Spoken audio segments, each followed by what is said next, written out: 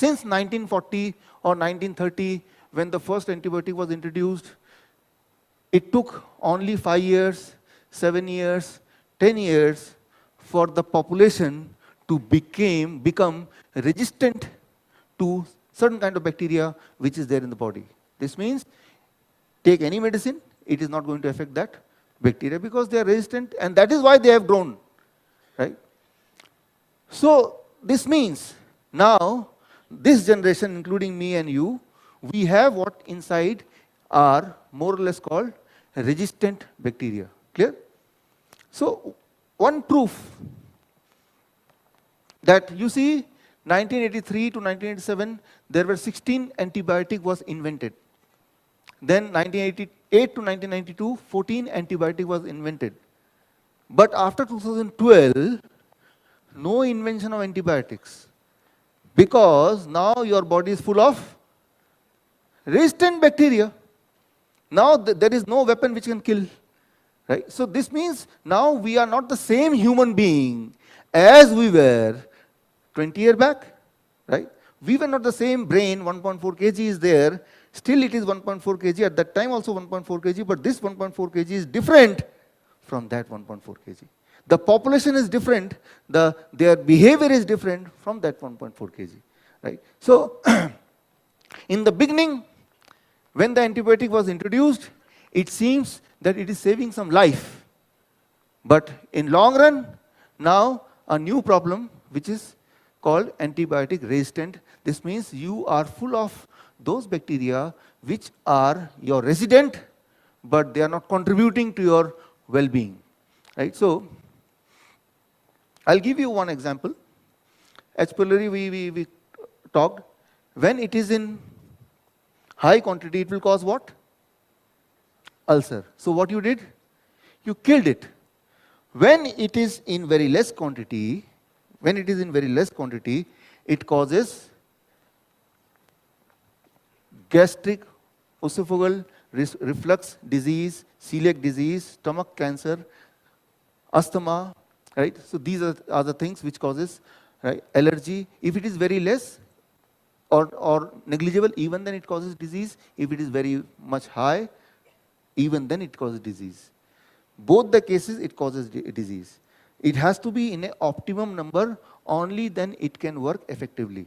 Whether it is H. pylori bacteria, which I am talking about. Now you see, all this disease which you can see here, it comes under the category of lifestyle disease, or it comes under the category of germ disease.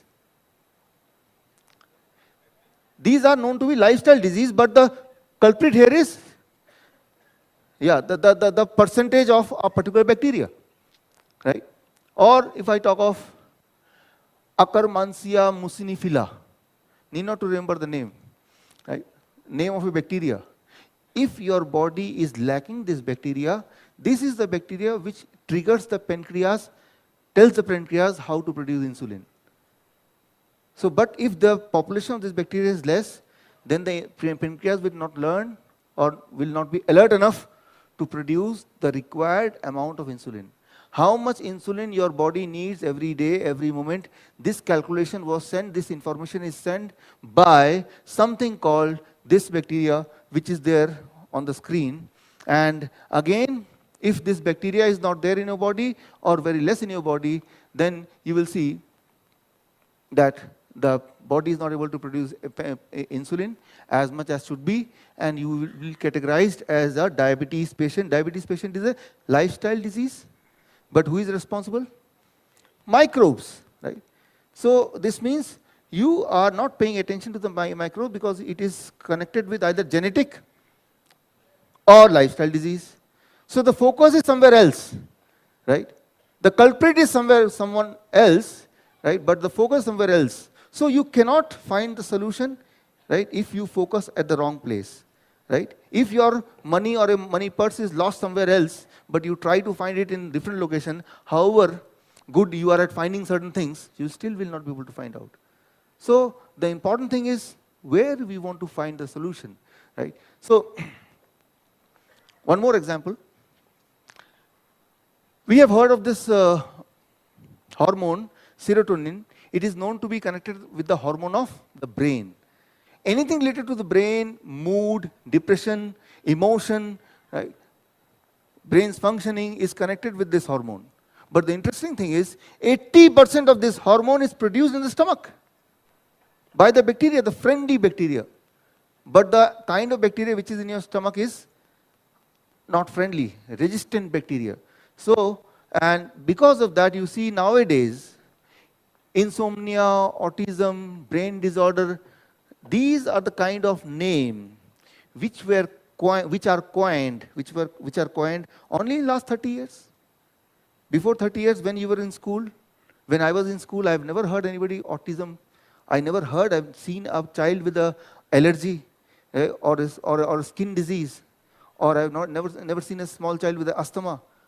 Or in my whole school, right, if I count how many children were there with spectacles, very few. But now every third child is wearing spectacles. You go to a school, every third or fourth child you will find wearing spectacles. So these are the big differences, which seems to be a lifestyle disorder. But if you see inside, you'll find there is some connection with the microbe also. Right? So the population of microbe these days are different from the population of microbe when we were young. That's why it is 16 February 2019, The Lancet. It is called End of Modern Medicine, a great article that modern medicine has ended. Medicine, the body has become resistant to medicine. We have to look for something beyond medicine now. The time has come, right?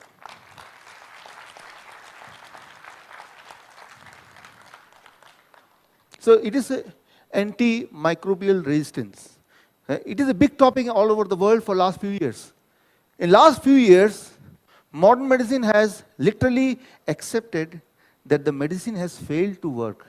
It cannot work anymore because technically, you know, your body has developed resistant bacteria so much that now the medicine cannot work.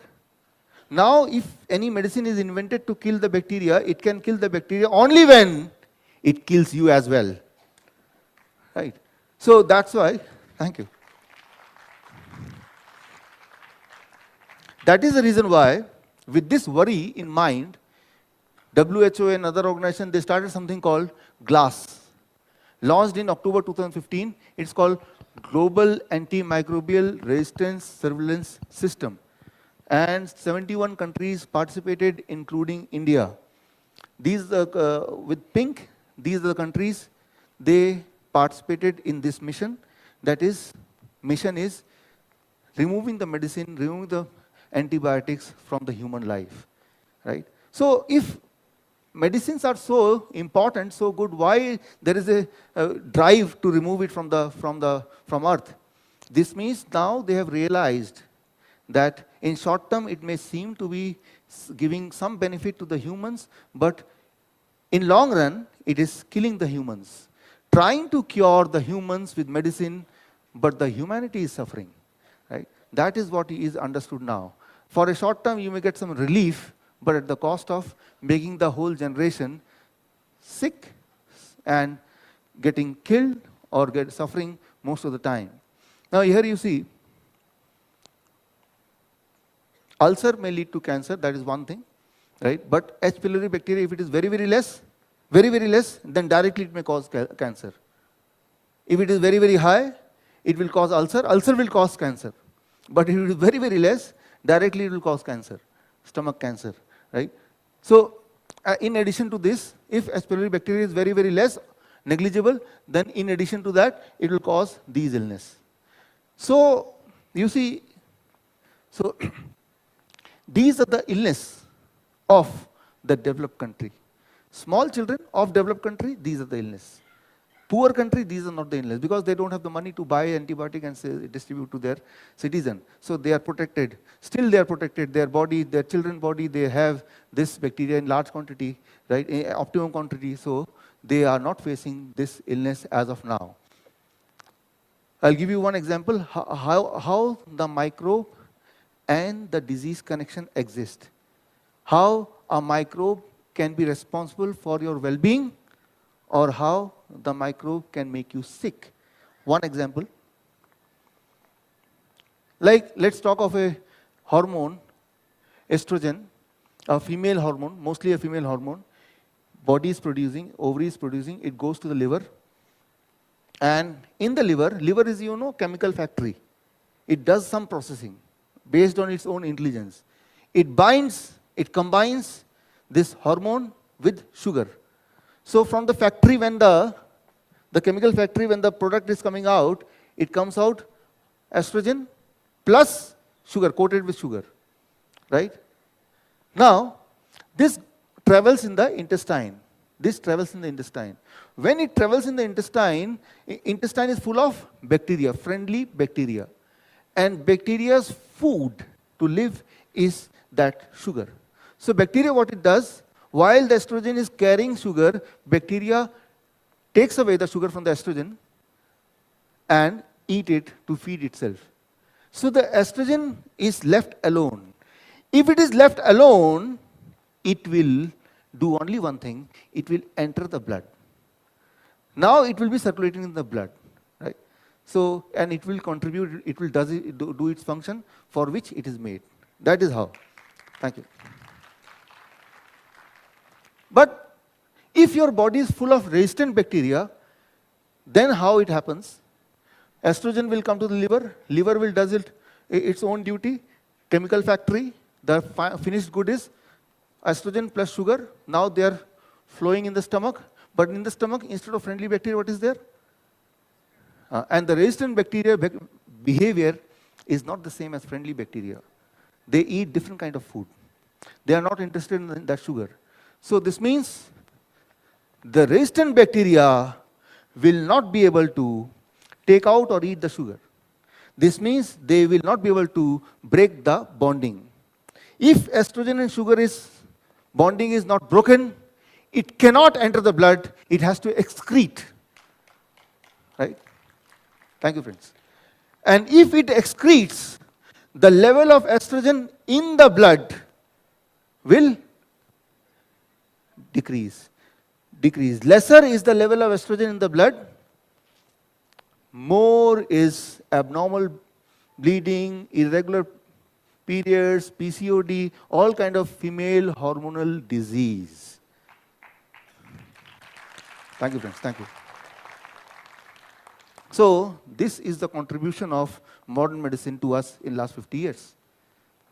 So here you have to understand, although if you look carefully, these diseases mostly look to be a lifestyle-oriented disease, or somebody will say this is a genetic-oriented disease, but the truth, if you see step by step, it is more to do with micro in the body.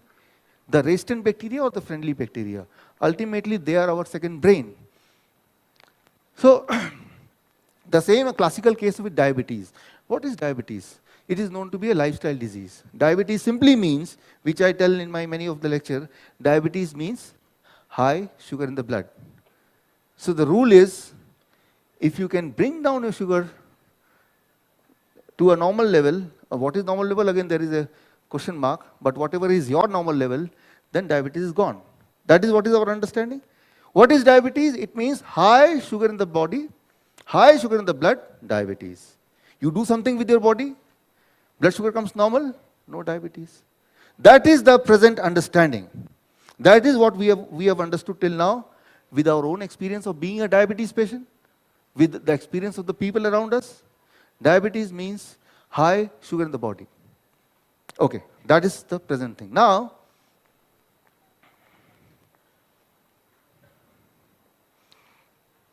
you see, modern medicine could understand diabetes means high sugar and we have to bring down the sugar. And if you could bring down the sugar, like H. pylori example, that high H. pylori causes cancer, we have to bring down H. pylori, that's all. So similarly, body is not that simple, but that connection is made. H. pylori more, bring it down, cancer or ulcer will be low. Similarly, the understanding is high sugar, bring it down, that's all. So in last 50 years, you have seen all around that people, they brought down the sugar. The sugar came down, but what happened? Complication went up, right? People, sugar is normal range, but they are more sick. Whether we call of ACCORD trial, advanced trial, VADD trial, Veteran Affair Diabetes Trial, UK PDS trial, all the trials, they point out only one thing: medicine can bring down the sugar, blood sugar, at the cost of making you more sick. Very clearly, right? So high sugar is bad, but trying to bring down with medicine is worse. So you have a choice between bad and worse, right? अगर आपको video थोड़ा सा भी useful लगा हो तो subscribe to my channel, hit the bell icon, like the video and do comment. Thank you.